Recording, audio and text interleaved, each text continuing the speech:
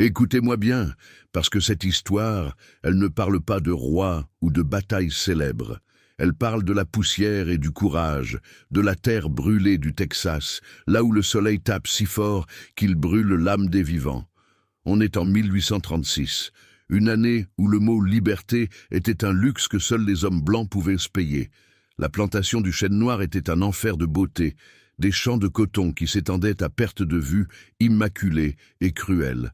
C'était la richesse de Monsieur Dubois, un homme qui croyait que Dieu lui avait donné le droit de posséder des âmes autant que de la terre. Au milieu de cette immensité blanche, il y avait Elias. Elias était grand, taillé dans le bois dur. Il avait la force tranquille d'un arbre centenaire, mais ses yeux portaient le poids de 100 hivers. Il ne parlait pas beaucoup, Elias. Le silence était sa seule arme, son seul refuge contre les cris des contremaîtres et le claquement du fouet. Il savait travailler. Il savait se faire petit. Mais au fond de lui, il y avait un feu qui ne demandait qu'à s'échapper, un rêve tenace de savoir ce qu'il y avait au-delà de la ligne d'arbres, là où le ciel n'appartenait à personne.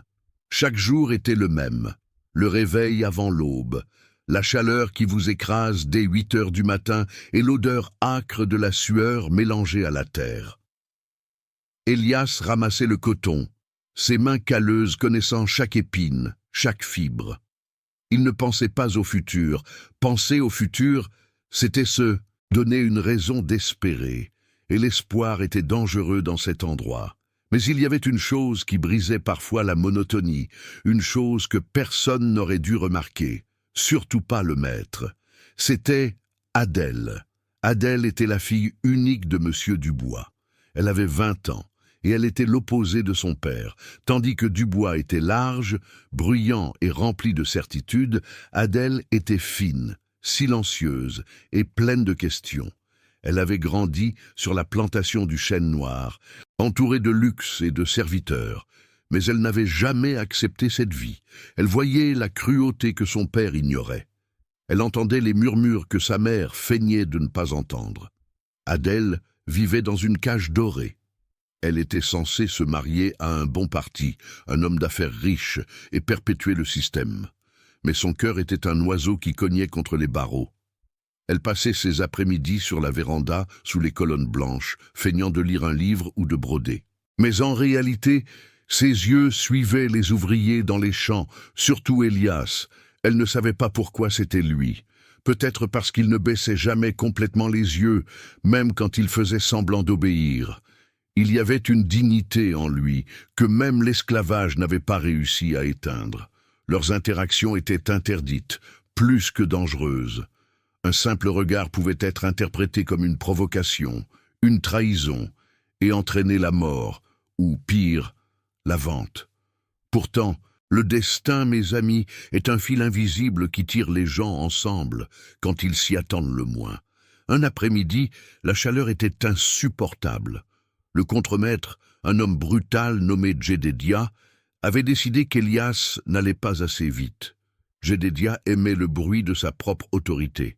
« Plus vite, tas de paresseux !» cria-t-il, sa voix résonnant sur la plaine. Elias, épuisé, avait trébuché sur une racine et son sac de coton s'était renversé. Ce n'était rien, une petite perte, mais pour Jedediah, c'était l'occasion de montrer qui commandait. Il attrapa le fouet. Le son sec déchira l'air. Elias ne cria pas. Il serra les dents. Il se releva lentement, ignorant la douleur cuisante qui lui barrait le dos. Adèle était là. Elle regardait depuis l'ombre du grand chêne près de la cuisine. Elle avait vu ça des centaines de fois, mais ce jour-là, quelque chose s'est brisé en elle. La vue du sang sur la peau d'Elias, la résignation silencieuse dans ses yeux, lui a donné la nausée. Elle ne pouvait plus être complice par son silence. Elle se retira dans la maison, son cœur battant à tout rompre. Elle savait ce que son père dirait, « Ce sont des bêtes, Adèle, ils ont besoin d'être dressés. » Mais elle savait que c'était un mensonge. Elias n'était pas une bête, c'était un homme qu'elle venait de voir souffrir sans raison. Ce soir-là, Adèle ne put dormir. La lune était pleine, et elle éclairait la cour comme en plein jour. Elle entendit les cris lointains du quartier des esclaves, des chants tristes qui parlaient de la rivière Jordan et de la liberté. Elle prit une décision folle, une décision qui allait changer le cours de sa vie et peut-être même de l'histoire. Elle descendit l'escalier en marbre, pieds nus, le plancher craquant doucement sous son poids. Elle se dirigea vers la cuisine, puis vers le garde-manger. Elle prit une petite fiole de la teinture d'iode de sa mère, quelques morceaux de pain dur et, surtout, elle prit une boussole de poche que son père utilisait pour arpenter les terres. La boussole, c'était le symbole de l'orientation, de la fuite. Sortir de la maison principale était facile. Les chiens connaissaient Adèle et ne jappaient pas. Le danger, c'était les patrouilles de nuit. Elle se dirigea vers la cabane d'Elias, la plus éloignée de la maison du maître. Le quartier des esclaves était un labyrinthe de misère et de boue. Elle se glissa le long des murs en bois, son cœur cognant contre ses côtes comme un marteau. Elle arriva à la porte d'Elias. Elle frappa doucement, à peine un effleurement. « Elias » murmura-t-elle, sa voix tremblante. À l'intérieur, Elias était éveillé. La douleur de la blessure l'empêchait de dormir. Il crut rêver. La voix d'une femme blanche, la fille du maître, dans son taudis. Il ouvrit la porte juste assez pour laisser passer sa tête. L'obscurité cachait la stupeur dans ses yeux. « Mademoiselle Adèle, vous ne devriez pas être ici. »« Je sais, » dit-elle, sa voix à peine audible. « Mais j'ai vu ce que Jedediah vous a fait. » Elle tendit la main. Dans sa paume, il y avait la petite fiole et la boussole. Elias regarda les objets, puis la jeune femme. Il ne comprenait pas. C'était un piège? Une moquerie? « Qu'est-ce que c'est » demanda-t-il, sa gorge sèche. « C'est pour vos blessures, » dit-elle en désignant l'iode. « Et ça ?» Elle poussa la boussole plus près de lui. La petite aiguille tremblait, pointant vers le nord. « Ça, c'est pour vous montrer le chemin. » Elias sentit une vague de chaleur monter en lui, une émotion qu'il n'avait plus le droit de ressentir, l'étonnement pur. Il ne pouvait pas croire qu'une fille élevée dans le confort et la cruauté de son père puisse faire un geste aussi dangereux. « Le chemin vers où, mademoiselle ? » ?»« Vers la liberté, Elias, n'importe où, loin d'ici. » Le silence s'installa, lourd, chargé de ce que l'on n'osait pas dire. Elias hésita.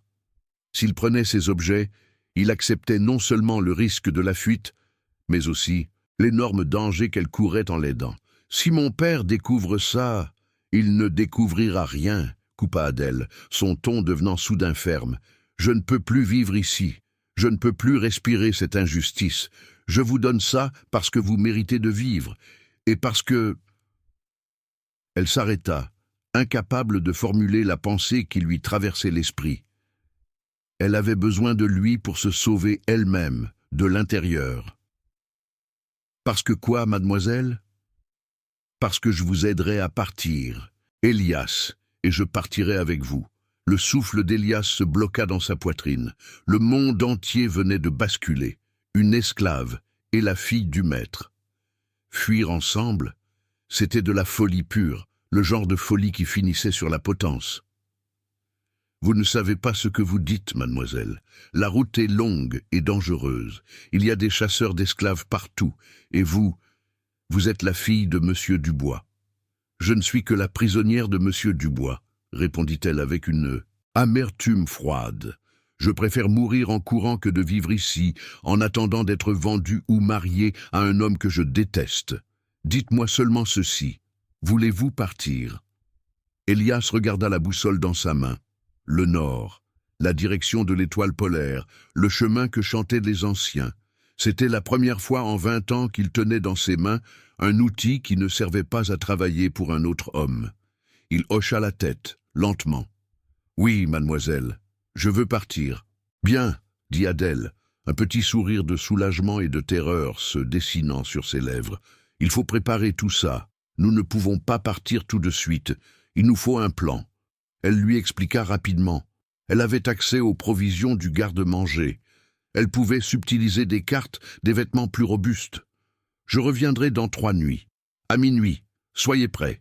Nous irons vers l'ouest, pas le nord. Le nord est trop attendu.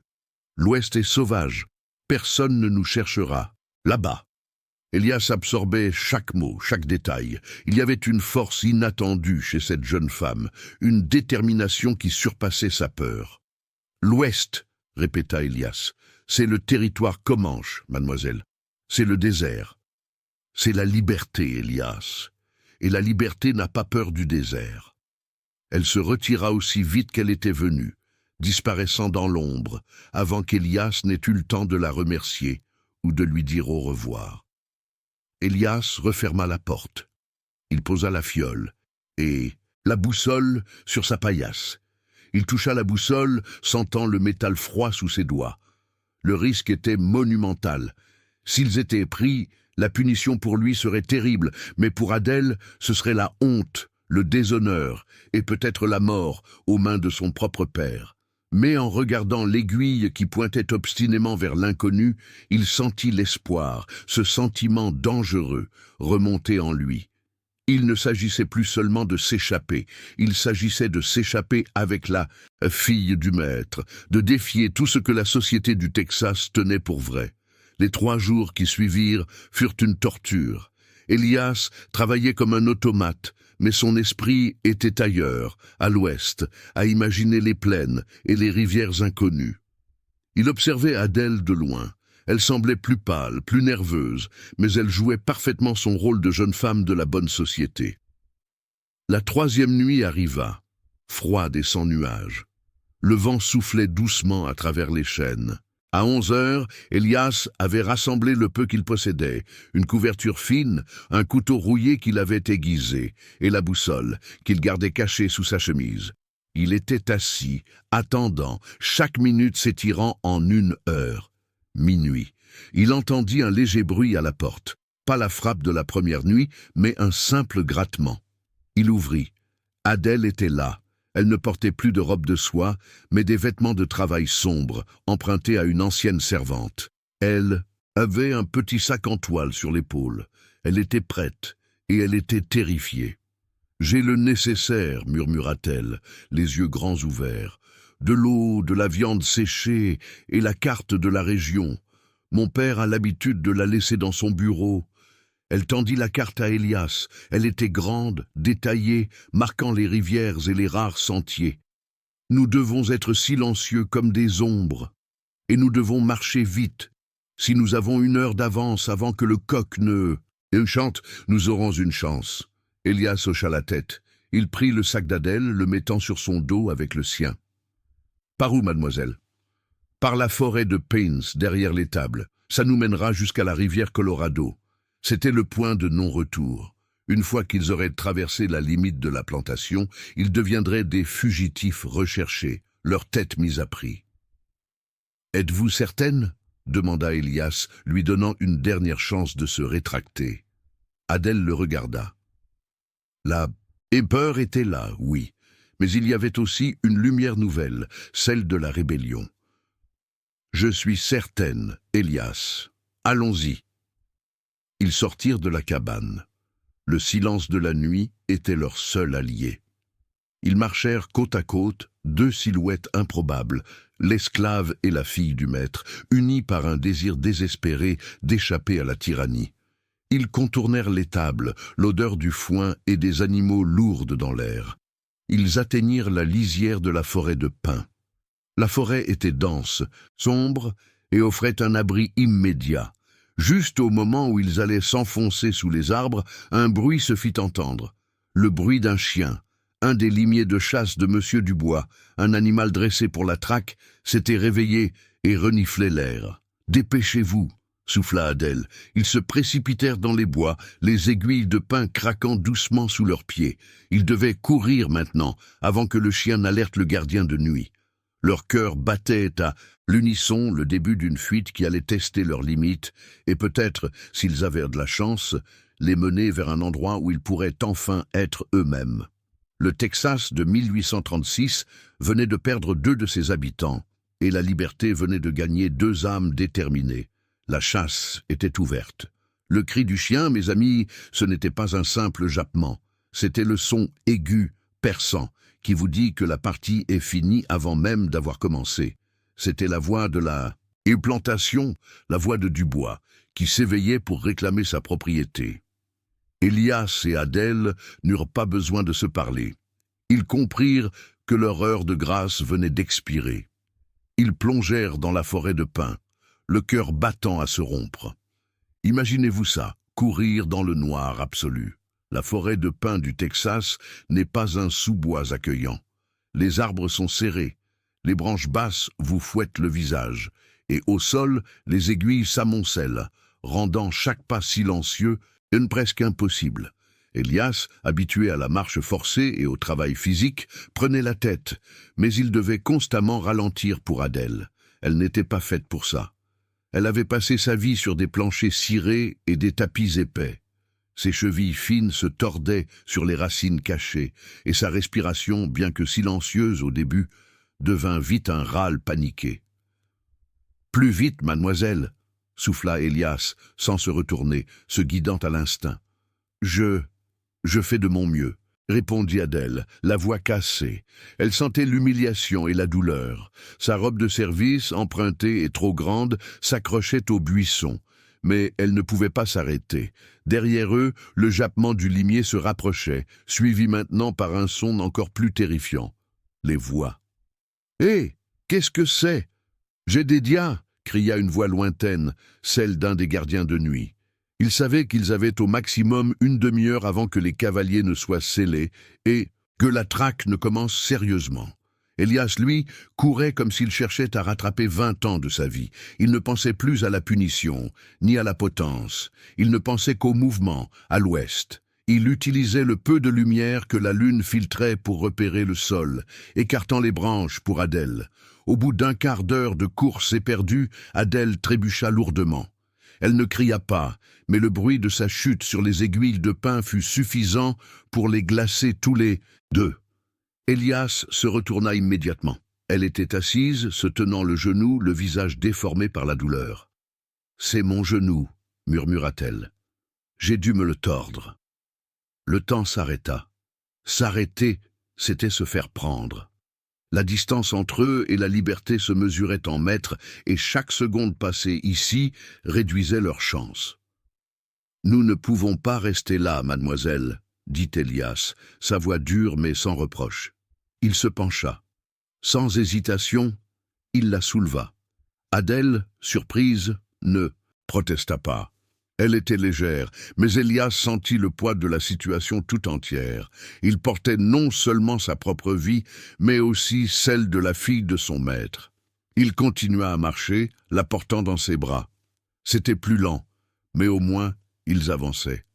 Adèle, pressée contre lui, sentit la chaleur de son corps, la force incroyable qui se dégageait de lui malgré l'épuisement. C'était la première fois qu'ils étaient en contact physique. Et dans ce moment de terreur, c'était étrangement réconfortant. « La boussole, Elias, dit-elle, se rappelant sa mission, vers l'ouest. Je sais, mademoiselle, j'ai la direction en tête. » Il la déposa après quelques centaines de mètres, trouvant un endroit où la forêt était un peu plus dégagée. « Vous pouvez marcher, même lentement. » Adèle serra les dents et se leva, s'appuyant lourdement sur lui. « Oui, je peux marcher. » Ils reprirent leur progression, Adèle boitant, Elias la soutenant par le bras. Ils marchèrent comme ça, pendant ce qui leur sembla une éternité, luttant contre la fatigue, l'obscurité et la peur qui rongeaient leurs entrailles. Le danger n'était pas seulement la traque, c'était la nature elle-même. Les forêts du Texas sont pleines de pièges, serpents, épines, et la soif qui commence à s'installer. Au moment où le ciel commençait à se teinter d'un gris incertain, annonçant l'aube, Elias sentit un changement dans l'air, une odeur différente, plus fraîche, plus humide. « Écoutez, » dit-il, s'arrêtant brusquement. Adèle tendit l'oreille. Elle n'entendait que le battement frénétique de son propre cœur. Puis elle l'entendit, un murmure sourd, un bruit constant d'eau qui coule. « La rivière !» souffla-t-elle, un sanglot de soulagement dans la voix. le Colorado. Ils avaient réussi leur première étape. Ils avaient parcouru près de 5 lieues dans le noir.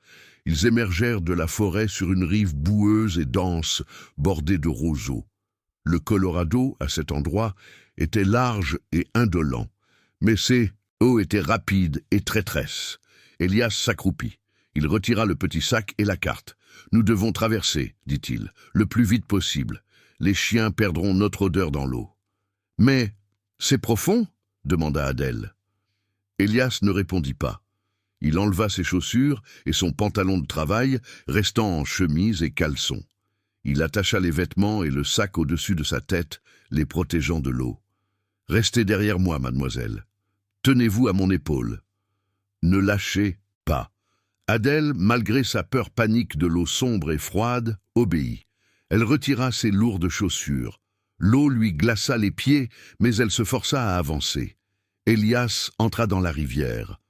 L'eau était glaciale, un choc brutal après la chaleur de leur course. Le courant était fort. Elias, avec sa force d'homme habitué aux travaux pénibles, luttait contre la force du fleuve. Adèle s'accrochait à lui, le genou endolori cognant contre sa cuisse. Ce fut une traversée terrifiante. Plusieurs fois, le courant faillit les emporter. Elias maintenait sa prise sur le sac et la carte, la tête haute, ses muscles travaillant à la limite de la rupture. Enfin, ils atteignirent l'autre rive, une petite plage de sable et de galets.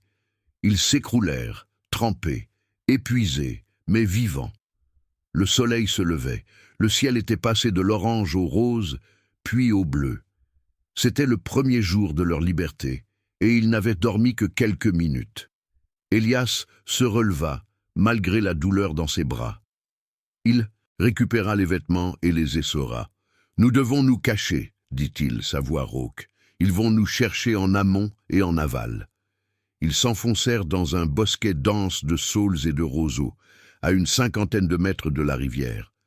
C'était un abri parfait, invisible depuis la rive opposée et depuis le fleuve. Une fois cachés, ils purent enfin respirer. Adèle se laissa tomber dans l'herbe mouillée. Le froid la saisissait. Elias sortit la couverture fine et la lui passa. « Mettez ça, sur vous. Nous devons rester au sec. » Il s'assit à côté d'elle. C'était la première fois qu'ils étaient vraiment assis ensemble, non pas dans la peur, mais dans un répit précaire. Ils étaient face à face, deux êtres que le destin n'aurait jamais dû réunir. Adèle ouvrit le sac. Elle sortit la viande séchée et le pain dur. La boussole était là, ainsi que la carte, miraculeusement sèche. « Mangez, dit-elle à Elias. Nous devons reprendre des forces. » Elias prit le morceau de viande. Il le mâcha lentement. Chaque bouchée était un luxe, chaque calorie une nécessité vitale. Pendant qu'ils mangeaient, la réalité de leur situation les frappa. Ils étaient fugitifs, recherchés, et ils étaient ensemble. « Regardez la carte, » dit Adèle, étalant le parchemin sur l'herbe. La carte montrait le comté de Brazoria, la plantation du chêne noir et le fleuve Colorado. À l'ouest, le papier était presque vide, marqué seulement par quelques noms de tribus indiennes et des lignes pointillées indiquant des pistes incertaines. « Nous sommes ici, dit Adèle, pointant un endroit près d'un méandre du fleuve. Mon père pensera que nous avons suivi le fleuve vers la côte pour atteindre la Nouvelle-Orléans, ou le nord. Le nord est trop sûr, dit Elias, se souvenant de ce qu'elle avait dit. L'ouest est la bonne direction. L'ouest, c'est le désert de Chihuahua et le territoire Comanche, rappela Adèle. Vous l'avez dit vous-même. Oui, mais c'est aussi l'endroit où ils ne chercheront pas la fille de Monsieur Dubois, répondit Elias avec une logique implacable.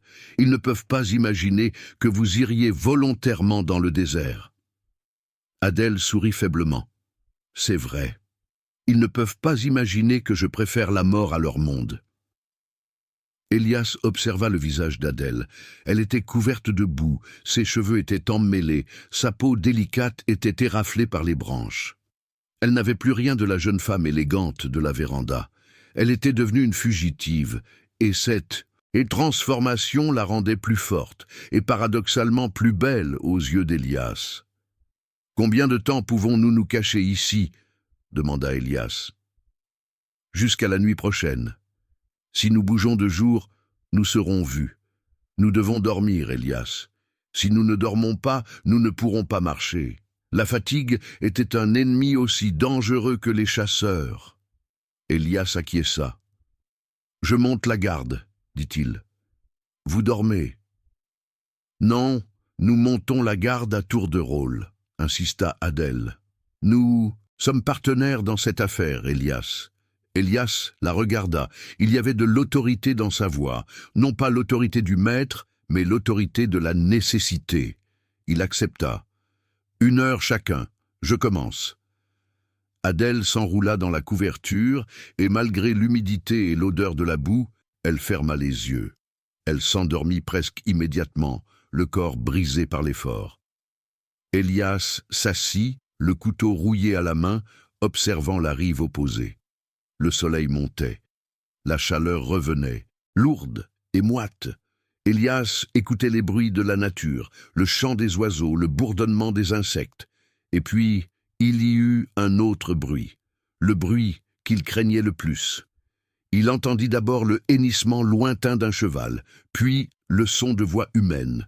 Elle venait de la rive opposée, près de l'endroit où ils avaient traversé. Élias se baissa, se fondant dans les roseaux. Il réveilla Adèle doucement, couvrant sa bouche avec sa main pour étouffer tout bruit. « Ils sont là », murmura-t-il. Adèle ouvrit les yeux, la peur la faisant revenir à la réalité en une fraction de seconde. Élias écarta légèrement les roseaux. De l'autre côté de la rivière, à environ 100 mètres, il y avait 3 cavaliers. Au milieu, il reconnut la silhouette massive et la voix forte de Jedediah, le contremaître. « Regardez les traces ici !» cria Jedediah. « Ils ont traversé. Le chien a perdu l'odeur ici, près de l'eau. » Jedediah était furieux. Il était à pied, examinant les traces de pas dans la boue. Il pointa du doigt la berge. « Ce sont 2 personnes, une petite, une grande. Et regardez, l'une d'elles boite. » Élias sentit la gorge se serrer. Il avait laissé trop de traces. « Ils sont allés vers l'ouest !» cria un autre cavalier. « Personne ne va volontairement dans cette direction. Ils essaient de nous faire croire qu'ils vont vers le désert. Ils doivent être partis vers le nord, le long du fleuve. » Jedediah hésita. Le nord était la direction logique pour les esclaves fugitifs. L'ouest, c'était le suicide. « Je n'aime pas ça !» grogna Jedediah. « Nous allons nous séparer. Toi et toi remonter le fleuve jusqu'au gué principal. Moi, je prends le cheval et je vais longer cette rive. S'ils sont restés cachés, je les trouverai. » Les 2 autres cavaliers partirent vers le nord. Jedediah remonta sur son cheval, un animal puissant et nerveux. Il commença à longer la rive, mais du côté où il se trouvait, cherchant à repérer tout mouvement dans les roseaux. Le cœur d'Adèle battait si fort qu'elle craignait que Jedediah ne l'entende. Elle et Élias étaient à quelques mètres seulement, séparés par un rideau de végétation. Jedediah passait lentement, ses yeux perçants balayant les buissons. Élias se préparait au pire. S'il les voyait, il n'y aurait pas de discussion. Élias tenait fermement son couteau. Il était prêt à se battre, non seulement pour sa vie, mais pour celle d'Adèle. Le cheval de Jedediah renifla bruyamment, s'arrêtant juste en face de leur cachette. « Sale bête !» murmura Jedediah, donnant un coup de talon au flanc de l'animal. Le cheval fit un pas de côté. Élias et Adèle retenaient leur souffle. Jedediah cracha. Il sembla hésiter un instant, puis, convaincu que personne n'était assez stupide pour rester au bord du fleuve après l'avoir traversé, il s'éloigna. Son cheval accéléra le pas, et bientôt le bruit des sabots s'estompa vers l'ouest. Ils attendirent encore un long moment après que le silence soit revenu. Finalement, Élias se redressa un peu. « Ils sont partis, » murmura-t-il. « Ils nous cherchent vers le nord et à l'ouest. » « Jedediah va continuer à chercher à l'ouest, » dit Adèle, sa voix tremblante mais redevenue claire. « Il est têtu. Il ne s'arrêtera pas. »« C'est une bonne chose, » répondit Élias. « S'il nous cherche à l'ouest, il ne nous trouvera pas là où nous allons vraiment. » Adèle le regarda, surprise. « Mais Nous avions dit l'ouest, vers le désert. Elias prit la carte et pointa un endroit bien plus au sud-ouest, loin des pistes connues. Nous allons dans la direction du soleil couchant pour les premiers jours, oui, mais nous devons nous éloigner de la rivière. Les rivières sont des routes. Nous allons couper à travers les terres, là où il n'y a pas de sentier. Nous allons dans le pays des collines, le terrain accidenté. Personne ne chasse les esclaves dans les collines. Elias avait un plan qui utilisait la géographie du Texas, une connaissance que Dubois ou Jedediah n'avaient pas. « C'est plus difficile, dit Adèle. Il y aura moins d'eau. »« La liberté est toujours difficile, mademoiselle. Nous avons de l'eau pour 2 jours. Nous devrons être prudents. » Ils restèrent cachés jusqu'au milieu de l'après-midi, prenant enfin leur tour de sommeil.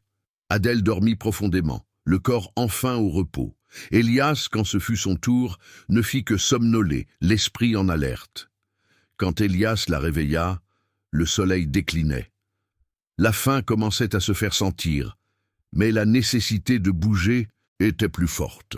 « Nous partons au crépuscule, et nous marchons jusqu'à l'aube, dit Elias. Nous devons gagner de la distance. » Adèle se leva, son genou était raide et douloureux, mais la peur de Jedediah lui donnait la force de l'ignorer. Ils reprirent la route. Elias prit le sac et il tendit à Adèle un bâton solide qu'il avait taillé pour l'aider à marcher. Ils quittèrent la rivière, laissant derrière eux l'humidité et le bruit de l'eau. Ils s'enfoncèrent dans les terres, vers l'inconnu, vers les collines qui s'élevaient timidement à l'horizon.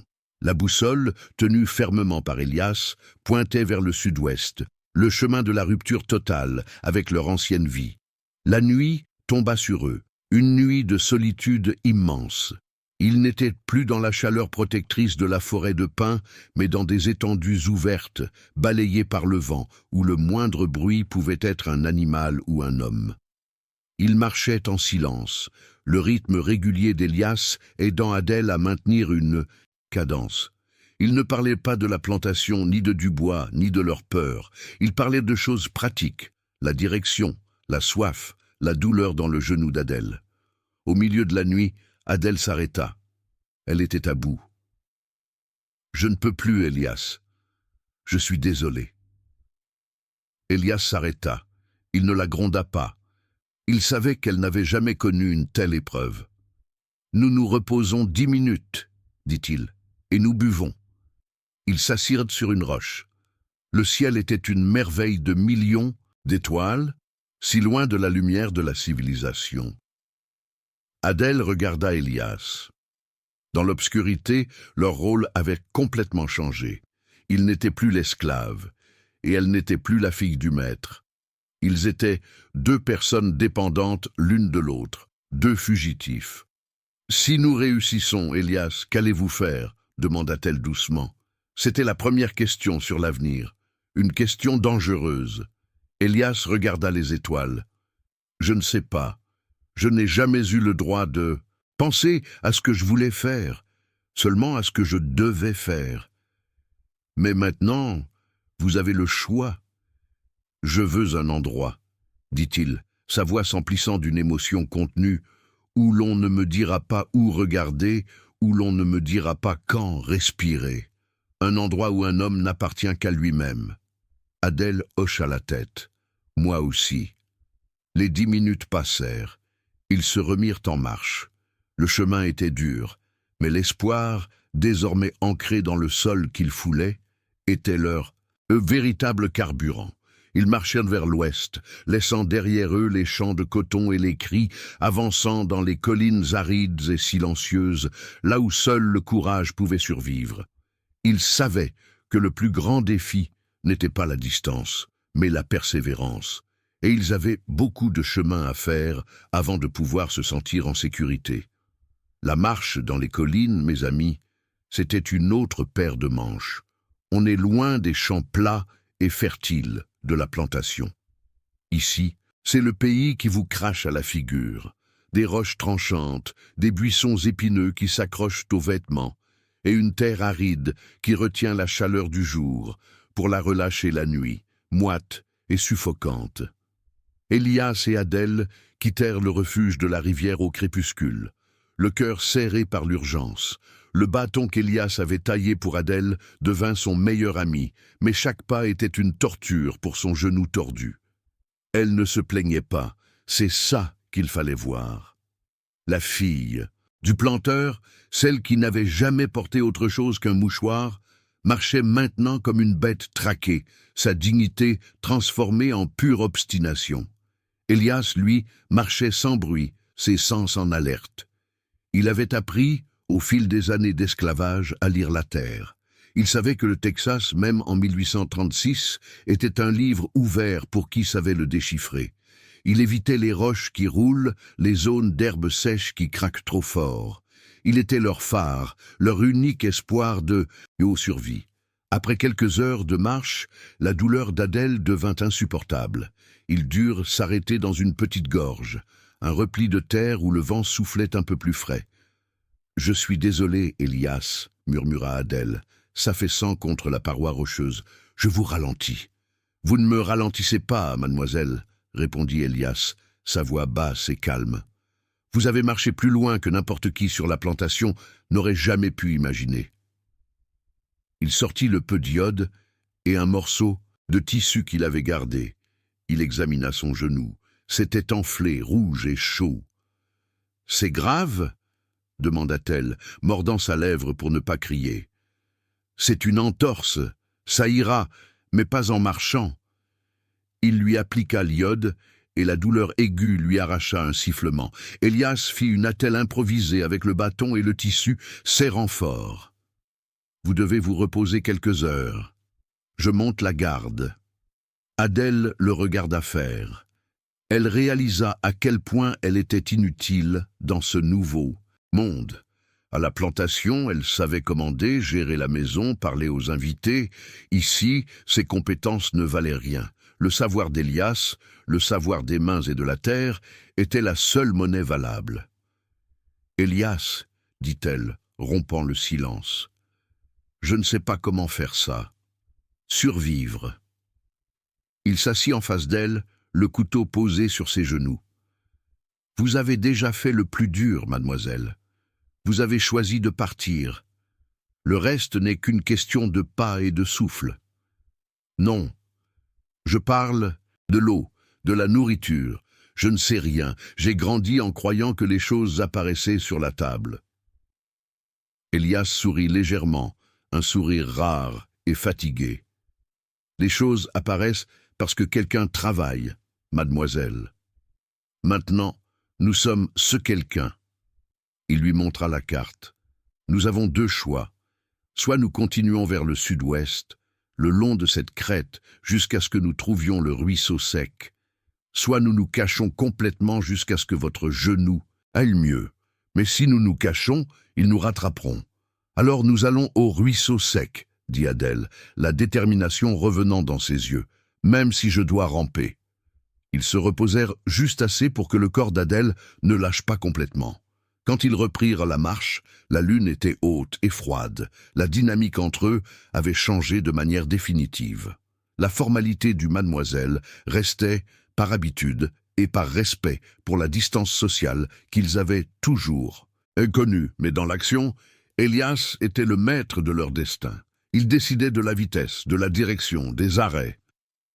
Adèle, pour la première fois de sa vie, faisait confiance à un autre sans condition. Elle avait échangé une cage dorée contre la dureté du désert, mais en le faisant, elle avait gagné sa propre volonté. Le lendemain fut brutal. Le soleil se leva sans pitié.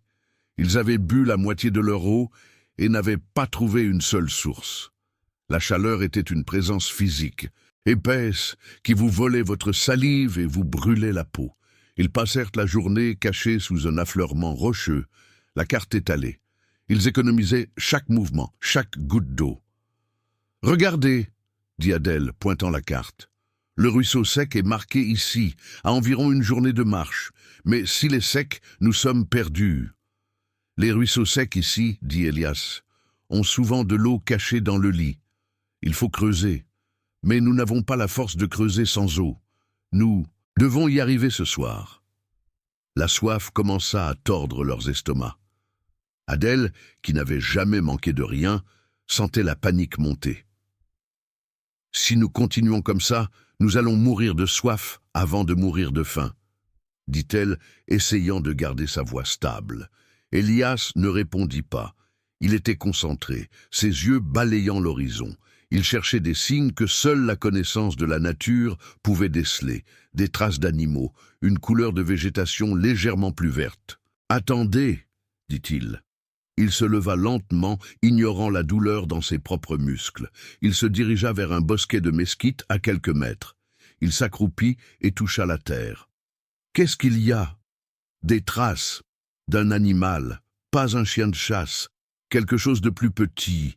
Il est passé ici récemment. Il suivit les traces sur quelques mètres. Elles menaient vers une petite dépression rocheuse. L'eau s'accumule ici quand il pleut, expliqua Elias, mais c'est sec depuis longtemps.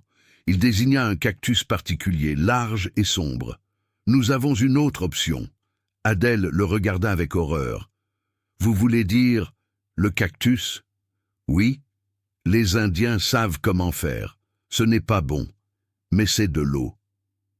Elias sortit son couteau rouillé. Il coupa soigneusement une partie de l'écorce épaisse du cactus. Le jus qui en sortit était amer et visqueux, d'une couleur verdâtre. « Buvez lentement, mademoiselle.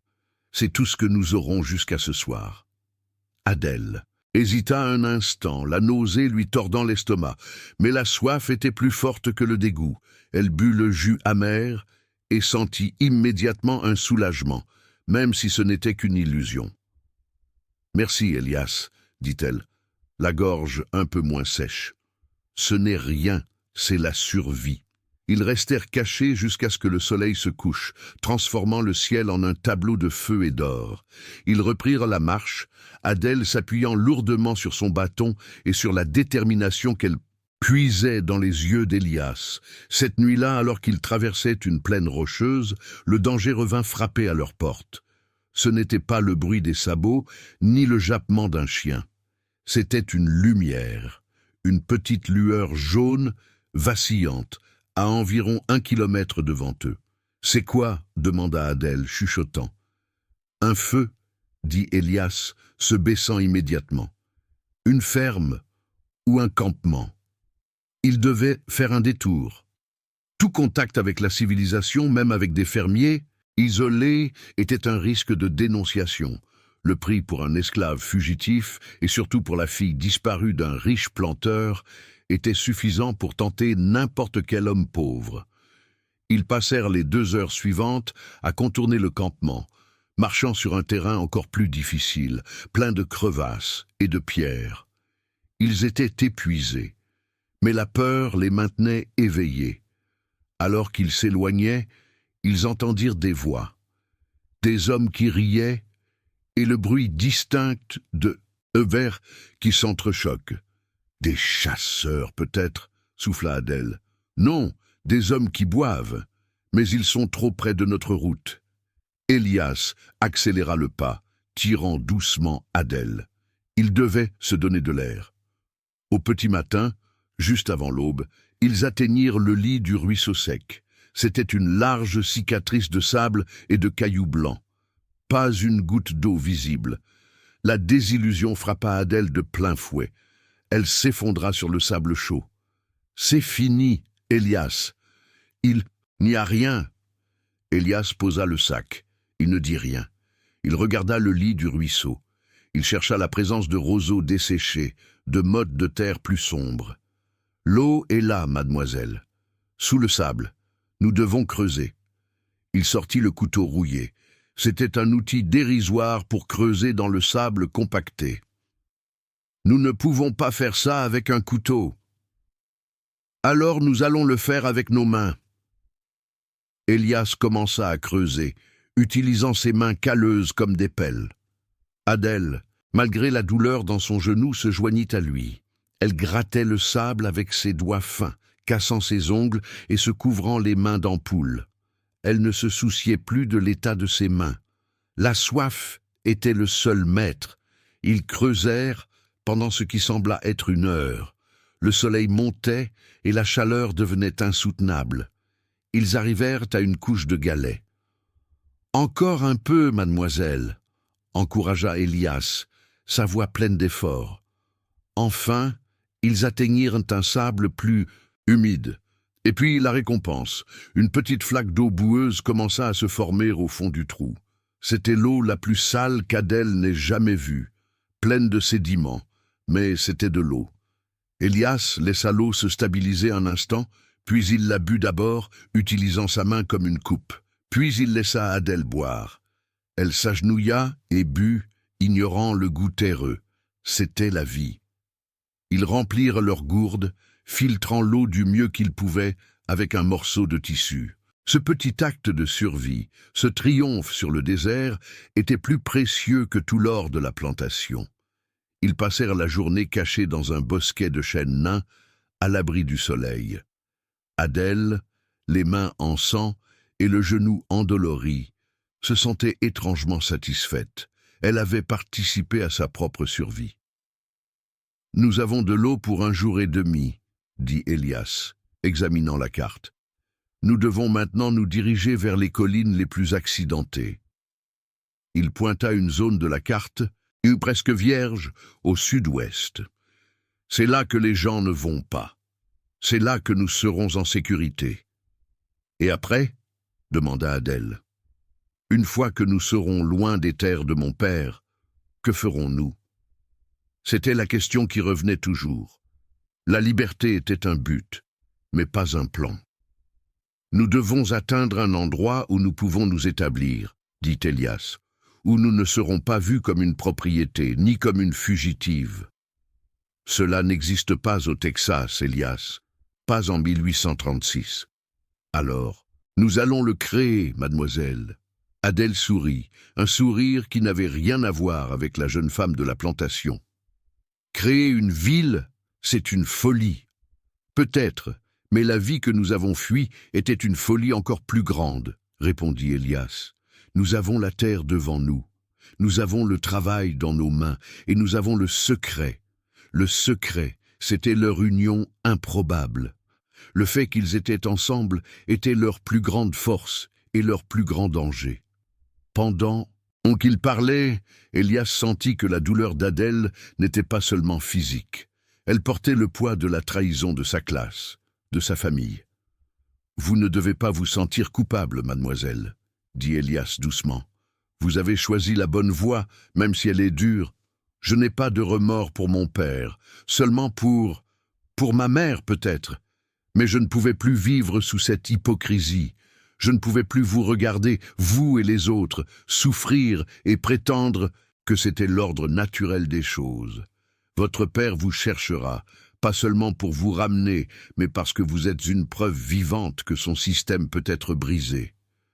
Je sais, et c'est pourquoi nous devons disparaître. » Elias passa le reste de la journée à chercher des traces de Jedediah ou d'autres chasseurs, mais le silence régnait. Ils étaient bien au-delà de la zone de recherche immédiate. Au crépuscule, ils reprirent leur marche vers les collines. Les jours suivants se transformèrent en une routine brutale, la marche de nuit, le repos forcé de jour, la ration parcimonieuse de viande séchée. Elias devint un expert en survie. Il trouva des baies comestibles. Il apprit à reconnaître les traces des bêtes sauvages. Adèle, malgré son genou, s'endurcit. Ses mains étaient dures maintenant, et ses muscles, bien que minces, avaient gagné en résistance. La formalité entre eux commença à s'effriter lentement, remplacée par une confiance et une dépendance mutuelle. Un soir, alors qu'ils étaient assis autour d'un petit feu qu'Elias avait allumé pour faire cuire un petit rongeur qu'il avait réussi à attraper, Adèle le regarda différemment. « Vous êtes un homme bon, Elias. »« Je suis un homme qui veut vivre, mademoiselle. »« Non, vous auriez pu me laisser. Vous auriez pu partir seul. C'était plus sûr pour vous. Si vous aviez été un fardeau, peut-être. Mais vous êtes la carte. Vous êtes le pain. Et vous êtes la raison pour laquelle je sais où nous allons. » Il me parlait de la boussole, du plan, mais Adèle savait qu'il y avait plus. « Nous ne pouvons pas continuer à utiliser mademoiselle, dit-elle. Ça n'a plus de sens ici. » Elias hésita. L'habitude était profonde. « Comment dois-je vous appeler alors ?»« Adèle. Simplement Adèle. Et vous, Elias ?»« Adèle, répéta-t-il, goûtant le nom. C'était la première fois qu'il prononçait son prénom sans le titre de propriété sociale qui l'accompagnait. Le son était doux, intime. Ils continuèrent leur progression vers le sud-ouest pendant plus d'une semaine. Ils avaient réussi à traverser la zone des ranchs et entraient maintenant dans les Badlands, les mauvaises terres, un labyrinthe de canyons et de mesas. Le terrain était magnifique et terrifiant. C'était une région que les colons évitaient car c'était le territoire de chasse des Comanches et des Apaches. Mais pour Elias et Adèle, c'était le meilleur des abris. Un après-midi, alors qu'ils étaient cachés sur une hauteur, observant la vallée désertique en contrebas, Elias aperçut quelque chose. « Regardez, dit-il pointant du doigt. » Adèle plissa les yeux. Au loin, il y avait un nuage de poussière, et au milieu de ce nuage, des silhouettes à cheval. « Des Comanches ?» demanda Adèle, la peur lui serrant la gorge. « Non, trop organisés, et ils ne se déplacent pas comme ça. Regardez la façon dont ils tiennent les rênes. Ce sont des hommes blancs, et ils ne chassent pas le bison. » Ils utilisèrent les jumelles de poche qu'Adèle avait prises, un autre objet de luxe devenu vital. Ils virent clairement les cavaliers. Ils étaient au nombre de 5, vêtus de cuir et armés de carabines. Des chasseurs d'hommes. Jedediah? Non, pas lui. Mais ils sont à la recherche de fugitifs. Elias savait que la région était pleine de patrouilles engagées par les planteurs. Il devait être extrêmement prudent. Ils avaient coupé à travers les terres pour éviter les routes, mais les chasseurs suivaient les pistes d'eau. Ils se dirigeant vers l'endroit où nous avons creusé, dit Elias. Ils ont trouvé nos traces, même après une semaine. La traque n'était pas finie. Elle était juste devenue plus méthodique. Nous devons descendre dans les canyons, dit Elias, là où les chevaux ne peuvent pas aller facilement. Ils commencèrent la descente, difficile et dangereuse, dans un dédale de roches rouges et d'argile sèche. Ils marchèrent toute la nuit dans le fond d'un canyon étroit, le sol recouvert de galets. Leur voix résonnait étrangement. Ils étaient au milieu de nulle part, mais la menace était palpable. Au lever du jour, ils trouvèrent un endroit parfait, une petite grotte peu profonde, cachée par des ronces et des figuiers de Barbarie. À l'intérieur, c'était frais et sec. Elias et Adèle purent enfin se reposer un peu, loin des regards. Ils étaient maintenant à plus de 100 lieues de la plantation du chêne noir. Ils étaient en territoire contesté, loin des lois du Texas, mais toujours pas vraiment, libres. Alors qu'ils partageaient le dernier morceau de viande séchée, Adèle parla du futur. « Si nous créons un endroit, Elias, comment l'appellerons-nous » C'était une question simple, mais elle portait tout le poids de leurs rêves. Elias regarda le ciel qui filtrait par l'ouverture de la grotte. « Un endroit qui n'a pas peur de la nuit, dit-il, un endroit qui protège. »« Un abri, » Adèle acquiesça, « mais un nom qui parle de notre espoir. » Elias réfléchit un instant, puis prononça un mot qui était un mélange de la terre qu'il foulait et de la promesse qu'il se faisait. Liberté. Non, trop simple. Nous sommes nés dans la douleur. Nous devrions l'appeler quelque chose qui rappelle le silence que nous cherchons. Alors, la colonie du silence? Non.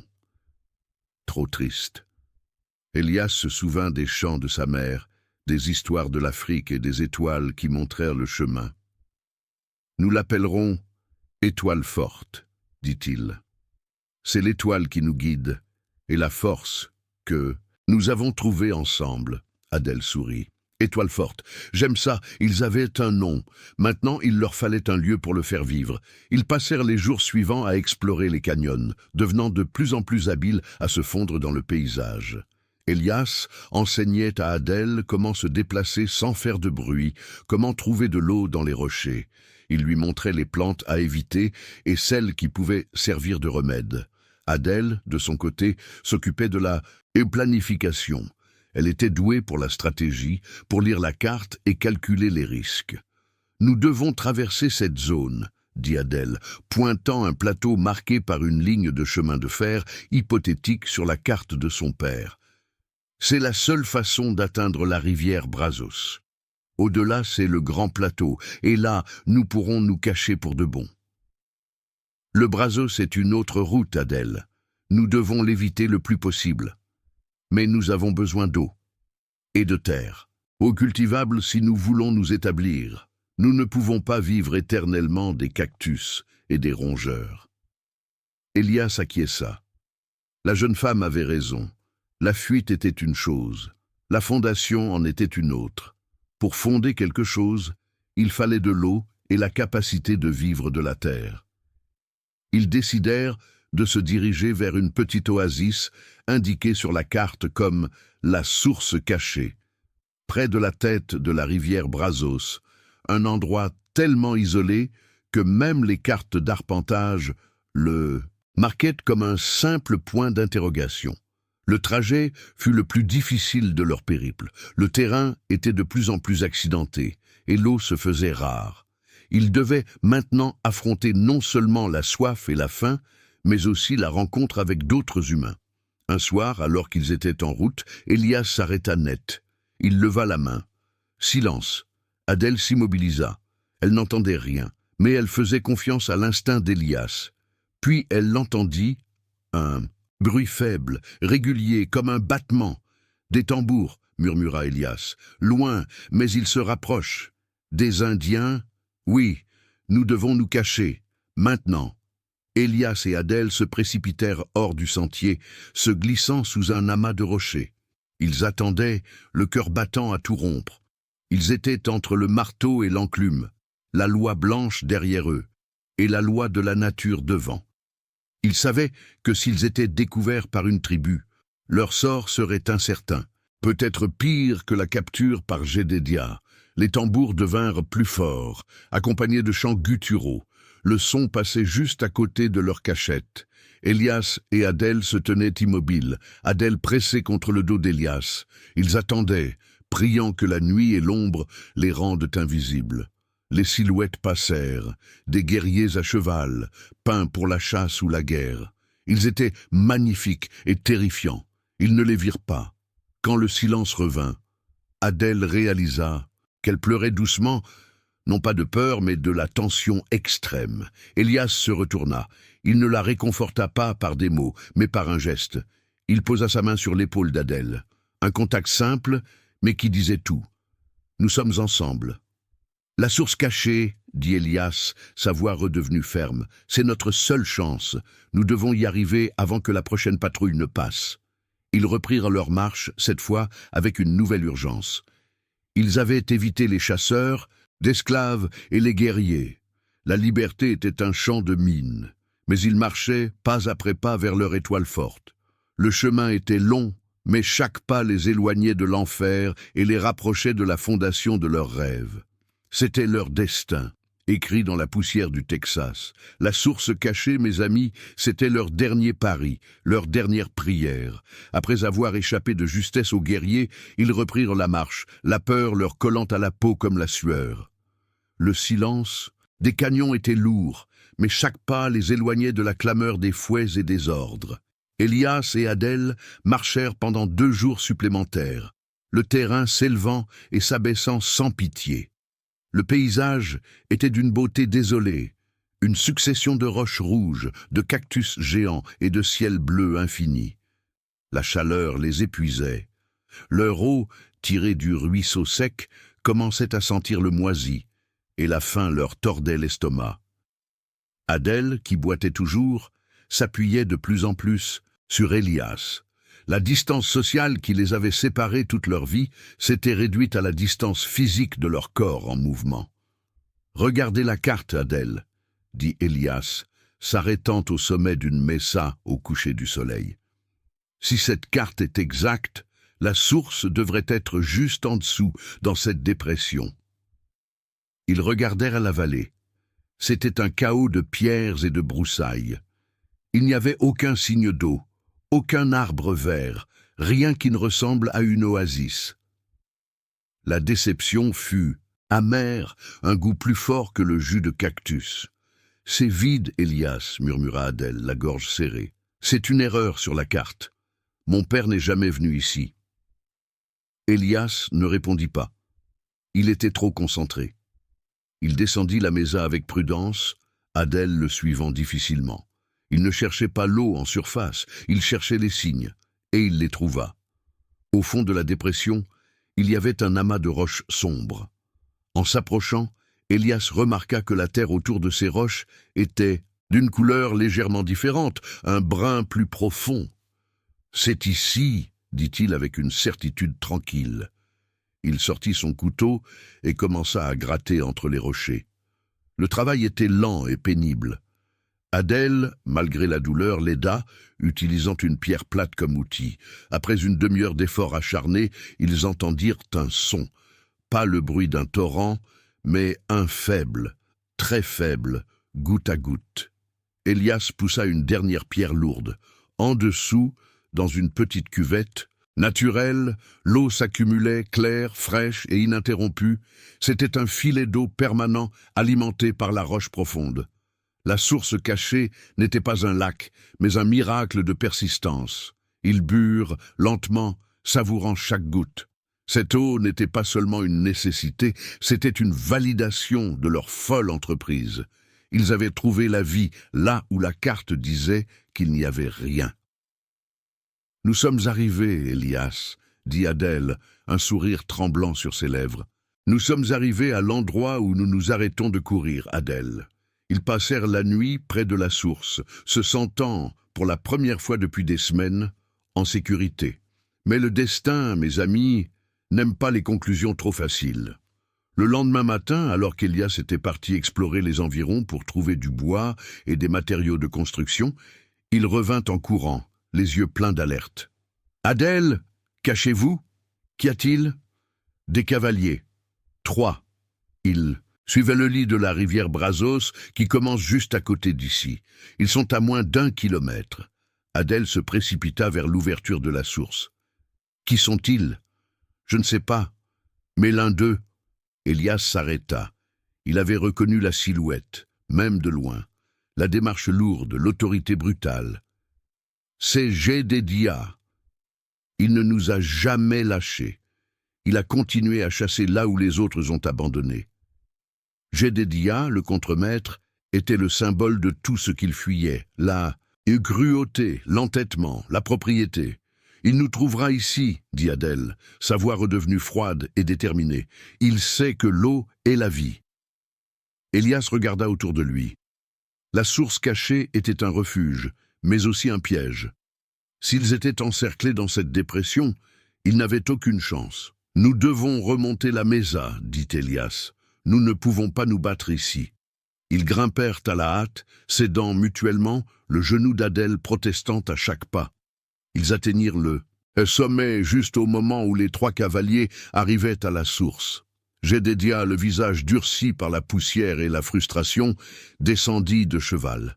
Il vit les traces de pas fraîches, les cendres du petit feu de la veille. « Ils sont là !» cria-t-il, sa voix résonnant dans le canyon. « Ils viennent de boire !» Les 2 autres hommes, des chasseurs de primes locaux, levèrent leurs fusils. Elias et Adèle se cachèrent derrière une formation rocheuse. Ils étaient à découvert. La distance était trop grande pour que le couteau d'Elias soit efficace, et il n'avait pas d'arme à feu. Jedediah regarda autour de lui, ses yeux s'arrêtant sur la mesa. Il savait qu'il devait être là, cherchant à s'échapper par les hauteurs. « Ils sont là-haut, en selle, on les aura !» Les chasseurs commencèrent à contourner la mesa pour trouver un sentier de montée. Elias savait qu'une fois qu'il serait sur la mesa, la course serait finie. Le terrain était ouvert et les chevaux étaient rapides. Elias regarda Adèle. Elle était pâle, mais ses yeux brûlaient. « Nous ne pouvons pas courir, Adèle. »« Je sais. Qu'allons-nous faire ?» Elias regarda les rochers. Il se souvenait d'une conversation avec son père, un homme qui avait été forcé de travailler dans les carrières de pierre avant d'être vendu comme esclave des champs. « La montagne est vivante, » disait son père. « Elle peut être votre amie ou votre pire ennemi. » Elias se dirigea vers une zone de la mesa où les roches étaient empilées de manière précaire, juste au-dessus du sentier principal menant à la source. Cette zone était instable, faite d'argile sèche et de schiste. « Nous allons faire tomber la montagne, Adèle. »« Quoi ? Nous allons créer un éboulement pour bloquer le passage et pour les effrayer. » C'était un geste désespéré, mais c'était leur seule chance. Ils commencèrent à pousser les rochers les plus instables. Elias, avec sa force herculéenne, fit levier sur une énorme dalle. Adèle, utilisant le bâton qu'Elias lui avait taillé, travaillait sur les pierres plus petites, les faisant rouler dans le vide. Juste au moment où Jedediah et ses hommes commençaient à grimper par le sentier le plus facile, Elias réussit à faire bouger la dalle principale. Le bruit fut assourdissant. Un rugissement de pierre et de poussière, des tonnes de roches et d'argile se déversèrent dans le canyon, bloquant complètement le passage et soulevant un immense nuage rouge. Les chevaux des chasseurs, effrayés par le bruit et la poussière, se cabrèrent. Jedediah tomba de sa monture, hurlant de rage et de surprise. L'éboulement n'avait blessé personne, mais il avait réussi son objectif. Il avait coupé la route. Elias et Adèle se tinrent au sommet de la mesa, regardant le chaos. Jedediah, couvert de poussière, se releva. Il pointa son fusil vers eux, mais la distance et la fumée rendaient le tir impraticable. « Elias, fille de Dubois, je vous retrouverai. Vous êtes ma propriété. Vous paierez !» cria Jedediah, sa voix pleine d'une fureur impuissante. Elias ne répondit pas par des mots. Il se redressa, grand et fier, et regarda l'homme qui avait été son tortionnaire. Il y avait dans ses yeux non pas de la haine, mais une pitié froide. Adèle, debout à côté de lui, leva la boussole qu'elle tenait encore. Elle ne pointa pas le nord, ni l'ouest. Elle pointa la boussole vers Jedediah, comme pour lui dire que son temps était révolu, que l'orientation de leur vie n'était plus la sienne. Jedediah savait qu'il était vaincu. Le terrain était impraticable, ses hommes étaient secoués et le temps jouait contre lui. Il ne pouvait pas passer des semaines à les traquer dans les canyons. Le prix de la poursuite dépassait le prix de la capture. Maudissant à gorge déployée, Jedediah et ses hommes firent demi-tour. Ils repartirent dans la direction d'où ils venaient, vaincus par le désert et par l'ingéniosité de ceux qu'ils considéraient comme inférieurs. Quand le bruit des sabots s'éteignit, Elias et Adèle se regardèrent. La tension s'échappa d'eux en un long soupir. « C'est fini, Elias, » dit Adèle. « Oui, Adèle, c'est fini. » Ils descendirent de la mesa, non plus comme des fugitifs, mais comme des survivants. Ils retournèrent à la source cachée. Leur première tâche fut de s'assurer que leur nouvel endroit ne pouvait pas être trouvé facilement. Elias camoufla l'entrée de la source, la rendant invisible à quiconque ne connaissait pas son secret. Les jours se transformèrent en semaines. Ils vécurent des ressources qu'ils purent trouver. Elias commença à construire un abri simple, utilisant des branches de mesquite et de la boue.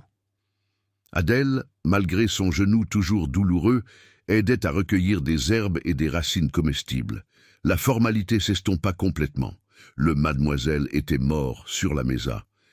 Ils travaillaient côte à côte, partenaires égaux, dans la construction de leur nouvelle vie. Un soir, assis près de leur feu, Adèle regarda Elias.